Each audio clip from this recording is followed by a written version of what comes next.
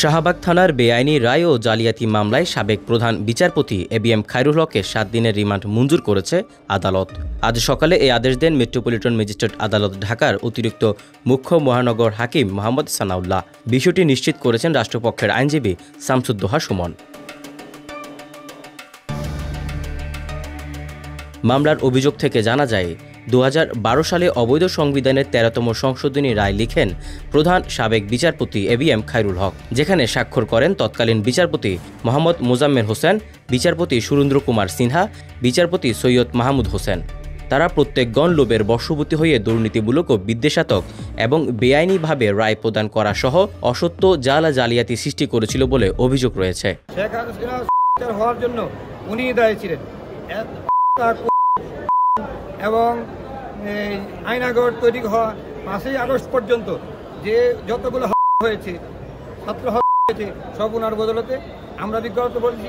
কার মাধ্যমে, কার ইশারায়, কোন দেশের ইশারায়, কার জন্য, কার পারপাস সার্ভ করার জন্য এই প্রধান বিচারপতি রায় দিয়েছিলেন, এটা আমরা বিজ্ঞ আদালতে বলেছি যে এটা উদ্ঘাটন করার জন্য 10 দিনের আয়ুষ সাহেবের প্রার্থিত মতে 10 দিনের রিমান্ডের প্রয়োজন।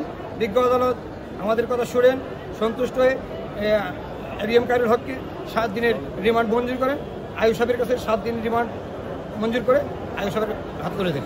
16 মাস পরে 16/9/2012 তারিখে আসামি, এই আজকের আসামি সাবেক বিচারপতি খায়রুল হক সাহেব ইচ্ছাকৃতভাবে উদ্দেশ্য প্রণোদিত হইয়া দুর্নীতিমূলক ও বিদ্বেষাত্মকভাবে উক্ত সংক্ষিপ্ত আদেশ উপেক্ষা করে উক্ত আপিল মামলার পূর্ণাঙ্গ রায় লিখেন, পূর্ণাঙ্গ রায় স্বাক্ষর প্রদান করেন এবং পূর্ণাঙ্গ রায় প্রকাশ করেন। মূল ঘটনা হচ্ছে এখানে, এই রায় প্রকাশ করার পর বাংলাদেশের পরিস্থিতি কি হয়েছিল। এই রায় যেদিন খায়রুল হক সাহেব দিয়েছেন, সেই দিনে বাংলাদেশে পথ উন্মুক্ত হয়েছে।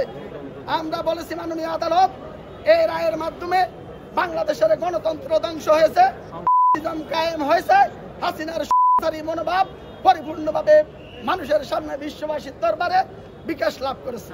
এদিন মামলা তদন্তকারী কর্মকর্তা আদালতে বলেন, প্রাথমিক তদন্তে অবৈধ রায়ের বিষয়ে আসামি এবিএম খায়রুল হকের বিরুদ্ধে সরাসরি জড়িত থাকার প্রাথমিক প্রমাণ মিলেছে। ফলে তাকে 10 দিনের জিজ্ঞাসাবাদ প্রয়োজন।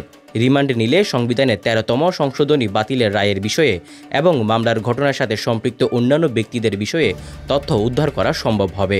পরে আদালত শুনানি শেষে 7 দিনের রিমান্ড মঞ্জুর করেন। এর আগে যাত্রাবাড়ী থানার একটি হত্যা মামলায় তিনি গ্রেফতার হয়ে কারাগারে ছিলেন। দেশের 19তম বিচারপতি হিসেবে 2010 সালে 27 সেপ্টেম্বর নিয়োগ পান খায়রুল হক। একই বছরের 30 সেপ্টেম্বর থেকে তার নিয়োগ কার্যকর হয়। পরের বছরের 17 মে তিনি অবসরে যান। 2013 সালের 23 জুলাই খায়রুল হককে 3 বছরের জন্য আইন কমিশনের চেয়ারম্যান হিসেবে নিয়োগ দেওয়া হয়। এই মেয়াদ শেষে কয়েক দফা কমিশনের চেয়ারম্যান হিসেবে তাকে পূর্ণ নিয়োগ দেওয়া হয়। গত বছরের 13 আগস্ট তিনি কমিশনের চেয়ারম্যান পদ থেকে পদত্যাগ করেন। Bangladesh Times news desk.